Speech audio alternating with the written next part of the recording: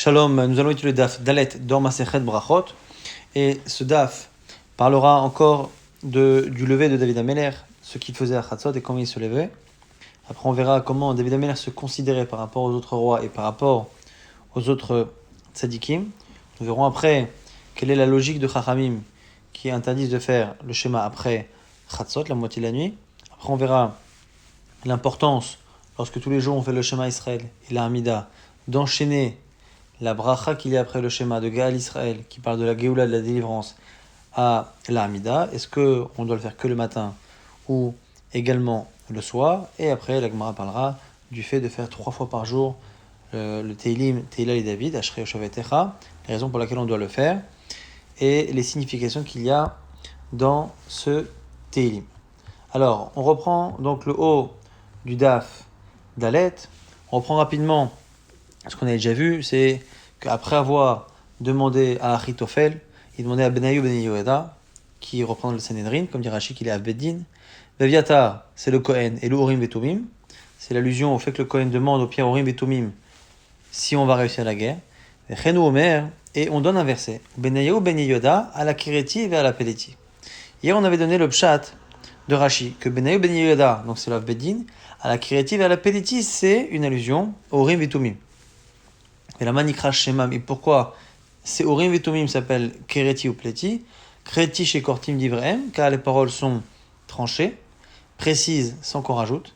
Pleti, parce que Mouflaim, elles sont exceptionnelles, elles sont extraordinaires, Bedivrahem. Ça, c'est le pshat de Rashi. Simplement, Tosot n'est pas d'accord et montre que Benayu ben Yehoyada, ça parle du Sanhedrin et qu'on ne sait pas exactement d'où c'est le Sanhedrin.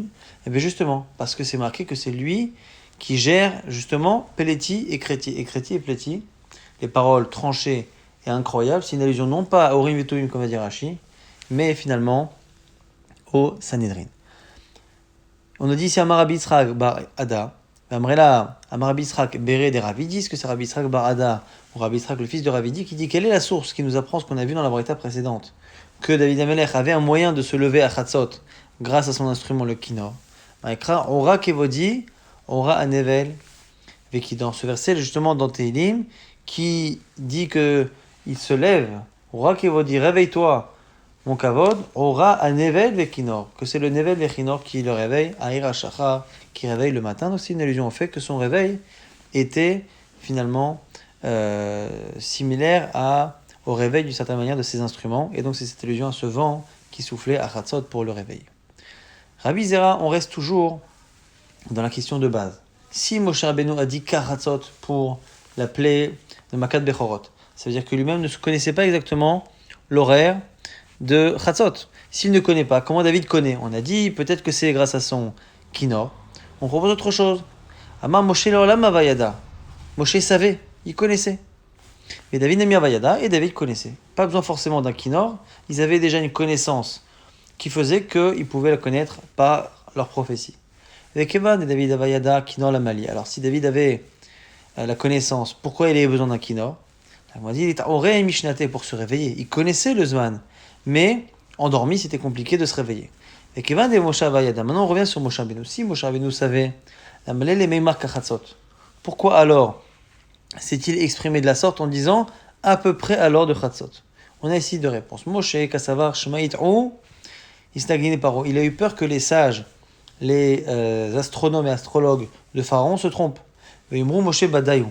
Moshe est un traître, Moshe est un menteur, puisqu'il a dit qu'à Chatzot il y aurait quelque chose, et à Chatzot il ne s'est rien passé. Et en réalité, c'est eux qui ne savaient pas réellement trouver le Zman de Chatzot. De'amarmar, comme on a dit, Lema Leshoncha, apprends à ta langue, Loma Eni Yodea, apprends parfois à dire je ne sais pas. Shema Titbade Vetochez, de peur que tu te fasses attraper, que tu te fasses piéger par ta parole, qui n'est pas fausse, mais qui n'est pas comprise par les autres, et qui peut faire du coup en sorte que les gens croient que tu trompes, et donc cette parole peut te trahir. Ravashi propose une autre réponse. Amar bepalga orta detlesa nage arbesa avakai. On nous dit que finalement, Moshe Rabbeinu, lorsqu'il a parlé, il parlait la nuit du 13. Et il parlait par rapport à la nuit du 14 le lendemain. Moshe l'Israël, et c'est ça qu'il a dit. Amar kadosh baruch hu lemachar kachatzot alayla, quand il a dit à peu près kachatzot, comme à l'heure de chatzot, c'est à la même heure que maintenant. Keïna, comme à présent où il est Chatzot, demain, Hachem interviendra. Ani Yotsev et Mitzrayim, moi Hachem, je sortirai au sein de l'Égypte. On continue des drachot sur David Amelech. Les David Shamra Nafshi, qui Chazidani. Un Teilim fait pour David Amelech, par David Amelech. Shamra Nafshi, garde mon âme, qui Chassid Ani. Car je suis un pieux. Je suis un chassid. La Gemara nous explique en quoi David Amelech se trouvait chassid, se trouvait pieux par rapport aux autres.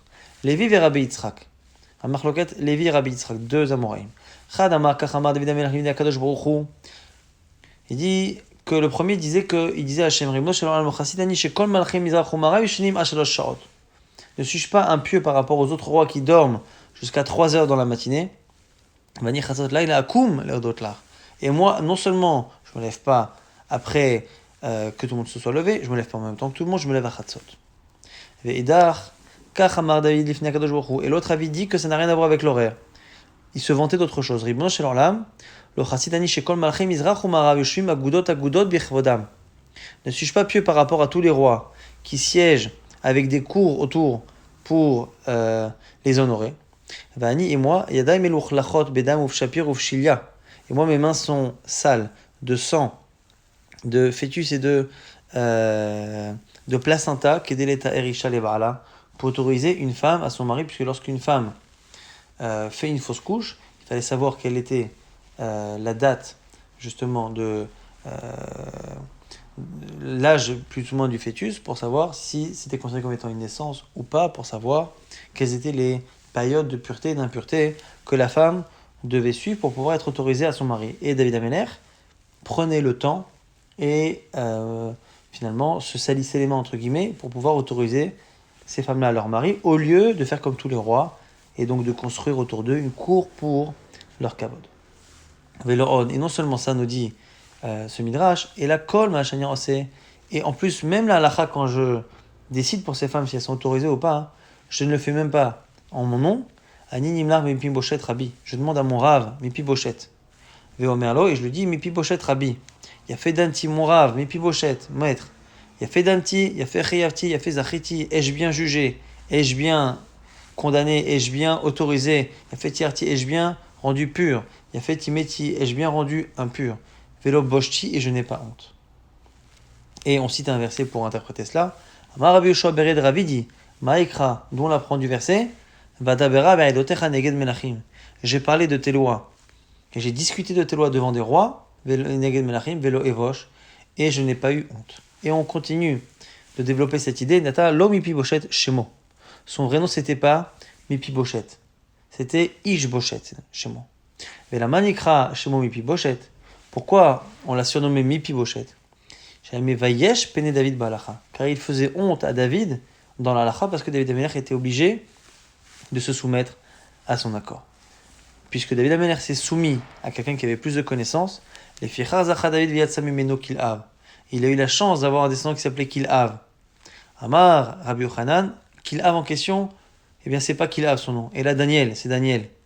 Et la manikra shemo Kil'av. Pourquoi Kil'av? Car il faisait honte à Mepiboshet. Balacha, c'est-à-dire qu'il a vengé d'une certaine manière l'honneur, il a rendu honneur à son père. Et là-dessus, sur le fait justement que l'enfant de David Amelech a restauré l'honneur de son père, Allah va marcher le mot bechormato. C'est là-dessus que le roi Salomon a dit dans sa sagesse, béni, mon fils, im chacham libecha ismach libi. Si tu es chacham, mon cœur se réjouira, gamani moi aussi.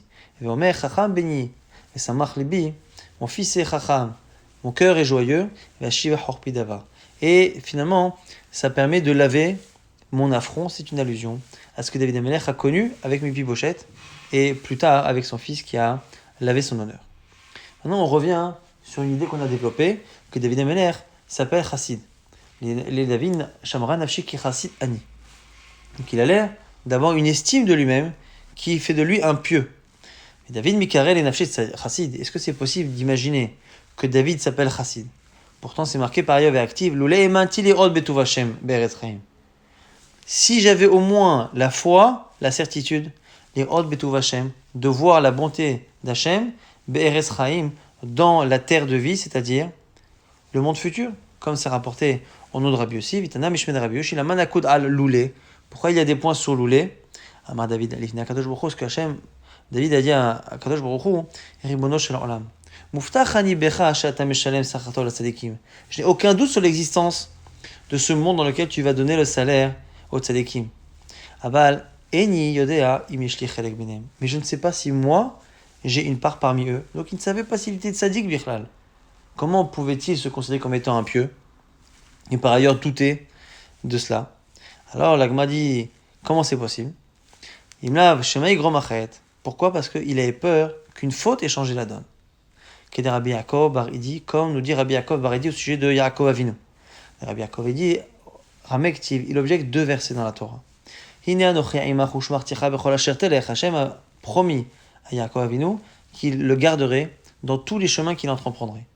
Ortiv, et c'est marqué après, lorsque Yaakov Avinu s'apprête à rencontrer Esav et qu'il le voit arriver avec 400 hommes, va ira Yaakov me'od. Yaakov a eu très peur. Comment est-ce possible qu'il ait peur alors que Dieu lui a fait la promesse que tout ira bien? Amar shemay gromachet. Forcément qu'on a peur qu'il y ait une faute entre-temps qui ait changé la donne. La promesse divine, elle est faite pour une personne en fonction de sa qualité. La faute, comme la tchouva, change une personne et la fait devenir une autre. Cette nouvelle personne n'est peut-être plus la même que la personne qui a reçu la promesse, et donc cette promesse ne s'applique plus. Et donc à un moment donné, David Ameller s'est considéré comme étant chassid, mais plus tard, vers la fin de sa vie, il avait éventuellement des doutes sur le fait qu'entre-temps, il n'avait pu faire des fautes qui auraient empêché le roi David donc d'avoir droit au Olam Haba. Quelle est Tania? Une autre preuve à cela, une braïta. À dire avoir un mecha Hashem, à dire avoir un mzouk kanita.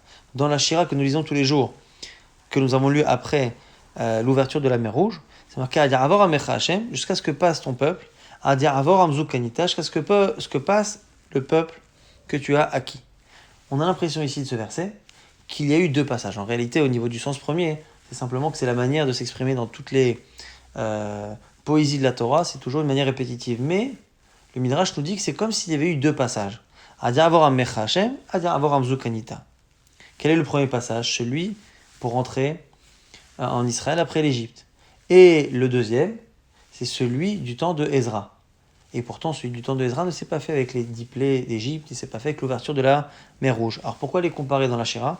Pour nous dire qu'en réalité, on aurait pu et on aurait dû rentrer la seconde fois en Eretz Israël après la destruction du premier temple, on aurait dû y retourner en Israël avec la même grandeur que la première fois. Zobi Arishona, Adia Avor Amzu Kenita, Zobi Ashnia. Le premier Adia Avor, c'est pour la première entrée, la deux Adia Avor le second, pour la seconde entrée. Mais quand Chachamim de là, les sages ont dit, les Israël auraient dû avoir un miracle au temps de Ezra comme au temps de Yoshua. Et là, chez Garamachet.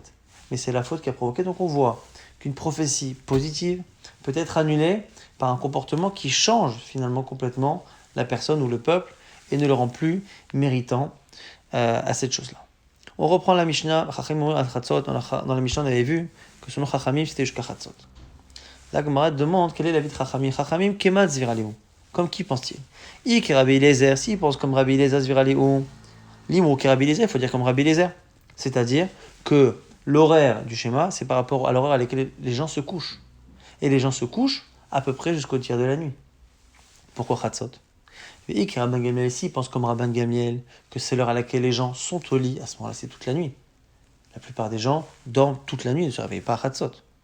Donc, L'imrou qui Rabban Gamliel, il faut dire comme Rabban Gamliel, que c'est toute la nuit.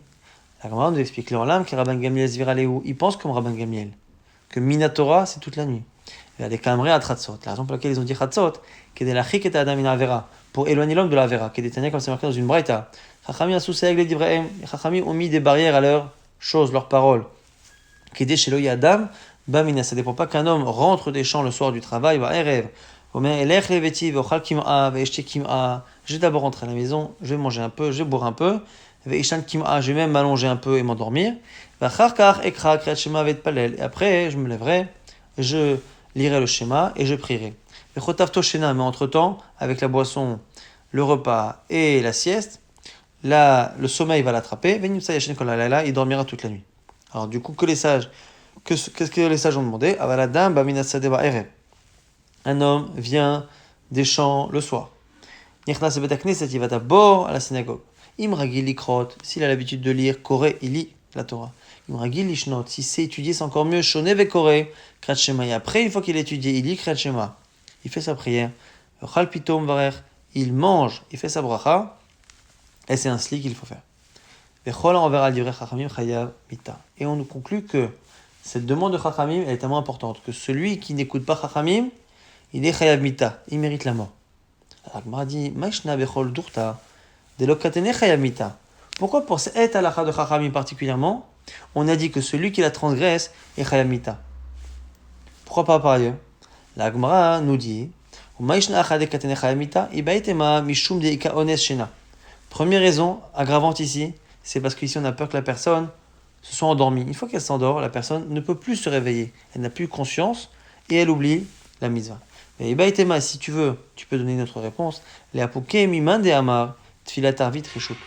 C'est à cause de ceux qui pensent que la tfila de Harvit n'est pas obligatoire et donc on aurait pu penser que finalement ce que les sages ont dit, qu'il ne faut pas d'abord rentrer à la maison et manger avant Harvit et Kriyat Shema, on a pu penser que c'est pas grave parce que la tfila de Harvit est Reshut, Kamash Malin que c'est très grave et que on est Chayamita sur le simple fait de ne pas avoir écouté Chachamim.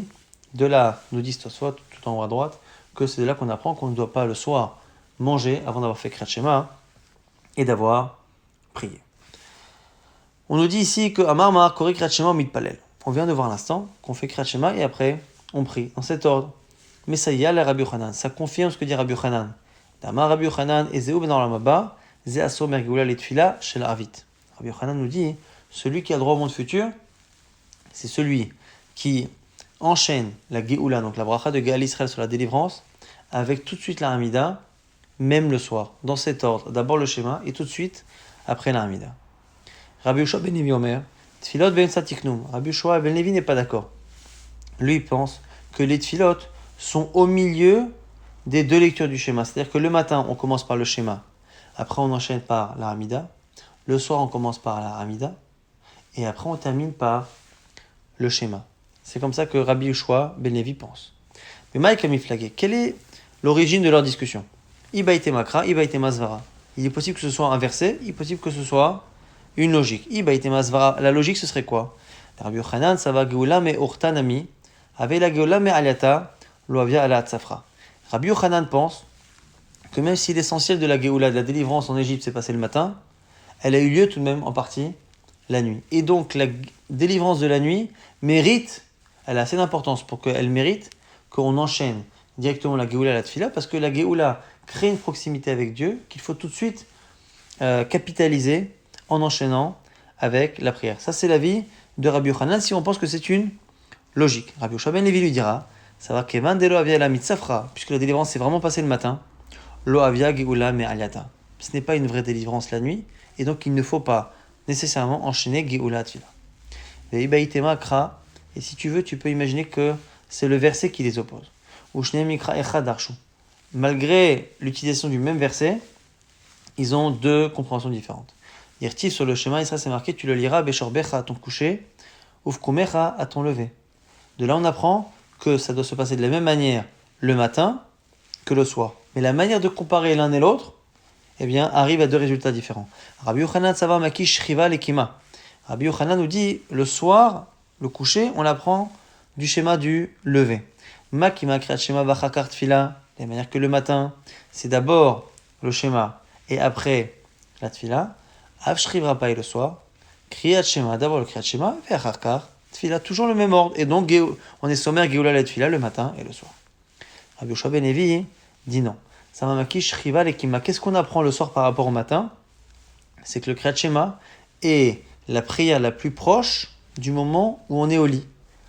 Makima Kriyat Shema Samoch Limitato, le matin, Kriyat Shema, c'est la première prière importante, la plus proche du lit. Avshriva, pareil pour le soir. Nami Kriyat Shema Samoch Limitato, on fait d'abord la Hamida, de telle sorte à ce que le schéma soit le plus proche du moment où on se met au lit. Maintenant, la Gemara a une objection. Mativ, Mar, Bere de Ravina. Mar, le fils de Ravina, dit Ba'erem mevarer shtaim lefanea ou shtaim lacharea. On a dit selon Rabbi Yochanan qu'il faut faire le soir un enchaînement entre la Géoula et la Tfila. Le seul problème, c'est que c'est marqué que le soir, il faut faire deux brachot avant le schéma, deux brachot après. La première, c'est Gaal Israël, et l'autre, c'est Shomer et Amo Israël, la Adamen. Et donc, cette deuxième bracha après le schéma fait une interruption entre Gaal Israël et la Hamida. Donc c'est la question de la Gemara. Puisque le soir on a deux brachot avant, deux brachot après, et si tu dis toi Rabbi Yochanan qu'il faut enchaîner, alors Kassamar Geoula les tefila, tu ne peux pas enchaîner.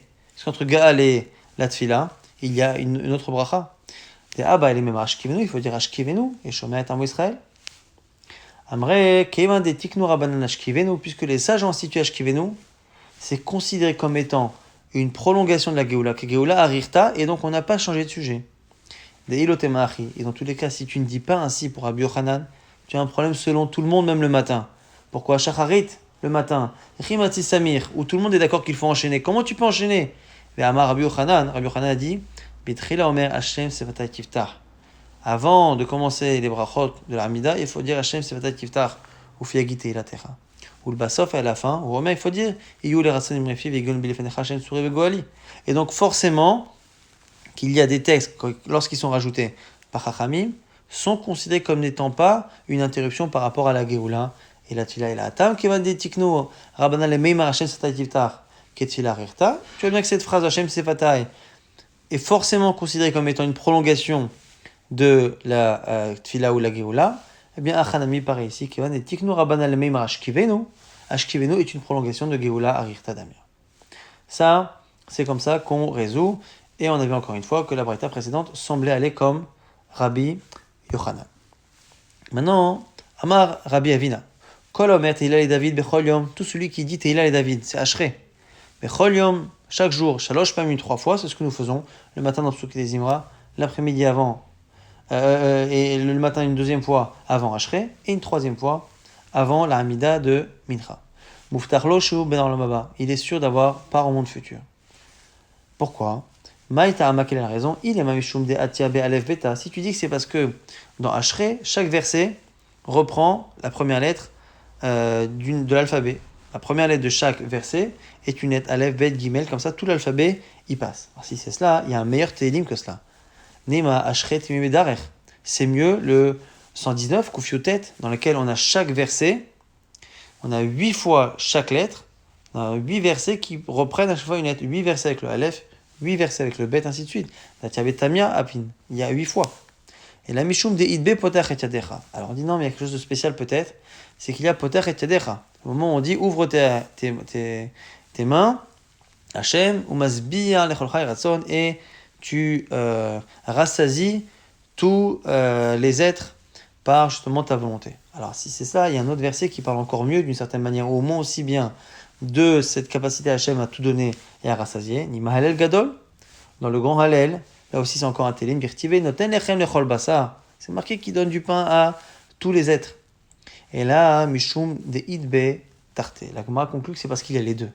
Le fait d'avoir tout l'alphabet, un verset par lettre, et le fait d'avoir en même temps un verset qui nous dit que Hachem, eh bien, il ouvre ses mains et il rassasie le monde. La Gemara nous dit maintenant Amar Rabbi Yochanan, Mipne Malo Neemar Nun Be Ashrei. Pourquoi il n'y a pas la lettre Nun dans Ashrei? Tout l'alphabet y est sauf le Nun. Mipne Sheshba Apalatan Shel Soné Israël. Parce qu'il y a un verset qui parle de la chute. On appelle ici des ennemis d'Israël, mais en réalité c'est la chute d'Israël. Dire-t-il Nafla Lotosif Kum Betulat Israël. C'est marqué là-bas, la Nafla Lotosif, elle tombe, elle ne se lèvera plus, la Betulat Israël. Et en Israël, on avait une lecture positive de ce verset. On résolvait le verset de cette manière. Nafla velotosif linpol. Le lotosif, c'est pas que il ne se lèvera plus, c'est que il tombera, mais il ne tombera plus. Kum betulat Israël. Lève-toi maintenant, jeune fille Israël. Amar Rav Nachman bar Yitzchak. Afilou achi, malgré cela, Chaza David vesamachan beruach hakodesh. Malgré l'absence du nun, eh bien, d'une certaine manière, le fait que c'est marqué, comme on vient de dire, que alors Amisraël va se relever après de ses chutes, eh bien David Amelech a fait une allusion par esprit prophétique dans le texte justement, comme c'est marqué juste après, Somer Hashem lechol hanoflim, qu'Hachem il soutient ceux qui tombent. Donc d'une certaine manière, le Nun est placé, mais non pas dans un verset qui montre la chute du Ham Israël, mais dans un verset qui montre qu'Hachem relève ceux qui tombent, ce qui inclut finalement le Nun, et en même temps le Samer, qui permet directement de dire que Kadosh Baruch Hu va permettre au Ham Israël de se relever de ses chutes. Amar Rabbi Lazar, Amar Rabbi Avina. Maintenant on nous dit que Gadol Mashe Amar be Michael, plus grand ce qui est dit au sujet de l'ange Michael, le tamima shenema be Gabriel, par rapport à l'ange Gabriel. Pourquoi Deilou be Michael? Pour Michael, c'est marqué Kti vayaraf elai echad minas serafim, il a volé vers moi un des séraphim. Donc ça, c'est par rapport à Michael. Et Gabriel, pour Gabriel, c'est marqué Kti vaish Gabriel, et l'homme Gabriel.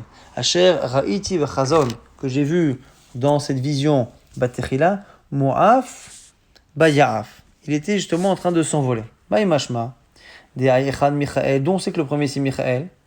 Alors la Gemara dit Amar Rabbi Yochanan, Atia Echad Echad, à cause du mot Echad. Ktivacha Baya'af Elav Echad, c'est marqué ici qu'il a volé un des séraphim. Ktivatam, et c'est marqué par ailleurs, Vehine Michael Echad Minasarim Arishonim. Baal Ozreni, c'est marqué là-bas, un des sarim qui est Michael est venu m'aider. Et donc on voit là-bas, Tana Michael be'achat, Gabriel bishnaim. On nous dit justement que finalement Michael a besoin d'un pas, alors que Gabriel a besoin de deux pas. Eliaou be'arba, Eliaou a besoin de 4 pas. Ou Malach hamavet beshmona, et l'ange de la mort a besoin de 8 pas. Ou beshat hamagefa, be'achat, sauf en période d'épidémie, où finalement cette distance est parcourue directement d'un pas par le Malach hamavet. Même s'il est très probable ici que ce midrash soit imagé, on est en train de nous dire qu'on a un verset qui parle de Michael parce qu'on nous parle de Echad et que par ailleurs Michael est appelé Echad Minasarim, un autre qui parle de Gabriel, et lorsque ces anges-là sont venus au prophète, une fois c'est marqué qu'il s'est envolé une fois, donc il a fait un seul bond d'une certaine manière pour Michael, alors qu'il faut 2 bonds pour l'ange Gabriel, donc finalement il est moins fort, moins grand Gabriel que Michael, et après on nous dit qu'Elioanavi, il lui en faut 4, et le Malach hamavet, il lui en faut 8, sauf en temps d'épidémie. Donc l'idée, encore une fois, c'est de faire une sorte d'échelle de pouvoir et de grandeur parmi les anges. En résumé sur ce daf, on a vu que selon le verset, donc, David Amelech était réveillé par son kinor. Certains disent que finalement, Moshe Rabbeinu connaissait la date lors de Chatzot, simplement il n'a pas voulu que les Égyptiens se trompent et pensent que lui-même s'était trompé. Ou sinon, Kachatzot, c'est venu nous dire qu'il a parlé à Chatzot la veille et qu'il a dit demain à la même heure. On a vu aussi que David Amelech s'appelait Chassid. En quoi il se trouvait Chassid? 2 avis. Soit parce qu'il se levait plus tôt que les autres rois pour servir son peuple et chanter pour Hachem et étudier la Torah. Soit c'est parce que au lieu de chercher son honneur comme tous les rois, eh bien au contraire, il se déshonorait en se salissant les mains, en répondant à la halakha et en se soumettant à la vie de Mephibosheth. Cette soumission à la vie de son rab a fait qu'il a eu après un fils, Daniel, qu'on appelait Kilhav, parce que justement il a vengé l'honneur de son père en faisant honte à celui qui était le maître de David et qui lui faisait lui-même honte. La Gemara se dit, mais comment il peut s'appeler Chassid alors que par ailleurs on voit qu'il a l'air de douter d'avoir droit au monde futur? On dit oui, parce qu'il avait peur qu'entre-temps, la faute, ait pu l'empêcher d'avoir ce Olam Haba, comme on a vu pour Yaakov Avinu, qui malgré les promesses d'Hachem d'être protégé, a peur de devant Esav, parce qu'il a peur entre-temps d'avoir fait une faute, comme on l'a vu pour les Bnei Israël eux-mêmes, qui finalement ne sont pas rentrés la seconde fois en Eretz Israël comme ils auraient dû rentrer, puisque dans la Shira on nous dit que le deuxième passage en Eretz Israël aurait dû être aussi grandiose que le premier au temps de Yoshua bin Nun. On a vu que la vie de Chachamim sur Chatzot, c'était finalement la vie de Rabban Gamliel, qu'il fallait faire toute la nuit, parce que c'est l'heure à laquelle les gens restent couchés, mais les Chachamim ont mis une barrière à Chatzot pour éviter que les gens s'endorment, et de manière générale, on nous dit dans une braïta qu'un homme, avant même d'aller manger, boire et se reposer chez lui, il doit d'abord aller à la synagogue, il doit d'abord étudier ou lire en fonction de ce qu'il sait faire, et après faire Shema, Tfila, et rentrer chez lui à ce moment-là, manger et dormir. On a vu qu'on avait une marloquette. Le matin, tout le monde est d'accord qu'il faut d'abord faire le Kriyat Shema et enchaîner tout de suite après sur la Géoula, la Géa Israël, et la Géoula directement enchaînée sur la Tfila. La Géoula était importante, on se rapproche de Dieu, on enchaîne sur la Tfila. Maintenant le soir, est-ce qu'on doit faire cet ordre ou pas? Selon Rabbi Yochanan, oui, c'est comme ça que nous faisons actuellement. Selon Rabbi Yoshua, non. Quelle est la logique? Soit c'est une question de est-ce que la Géoula du soir est assez importante pour qu'elle soit obligée de précéder la Hamida, ou est-ce que c'est à cause du verset Besharvecha ou Vkumecha? Est-ce que ça doit être comme le matin, et comme le matin est de venir de voir, soit dans le même ordre, c'est-à-dire Shema Hamida, soit toujours le schéma le plus proche du lit, c'est-à-dire soit en premier le matin, soit en dernier le soir. On a vu que le Teilim de Tehillah et David, Ashrei Shovetecha Tehillah et David, doit être dit 3 fois ce que nous faisons. Donc le matin au début de Psuké des Imra, avant au Balet Sion et au moment de Mincha. Pourquoi ? Parce qu'il y a à la fois toutes les lettres qui sont au début de chacun des versets, mais également parce qu'il y a une allusion au fait que Hachem rassasie toutes les créatures en leur donnant de quoi manger. On a vu que dans le Télim de Tehillah et David, il manquait la lettre Nun, parce que ça faisait allusion à la chute des ennemis d'Israël, mais d'une certaine manière, ça veut dire du Ram Israël. Et même si ça n'a pas été marqué clairement, ça a été mis de manière allusive par esprit prophétique dans le verset d'après qui nous montre que Hachem soulage, relève et soutient ceux qui sont tombés, ce qui permet de parler du Nun et en même temps du fait que finalement Hachem est toujours aux côtés du Ram Israël pour les sauver. Et à la fin, on nous expliquait que finalement parmi les anges, eh bien, ceux qui ont le plus de pouvoir, en tout cas qui se déplacent le plus rapidement, sont dans l'ordre Michael, après Gabriel, après Elionavi, et à la fin le Malach HaMavet, sauf dans le cas où il y a une épidémie.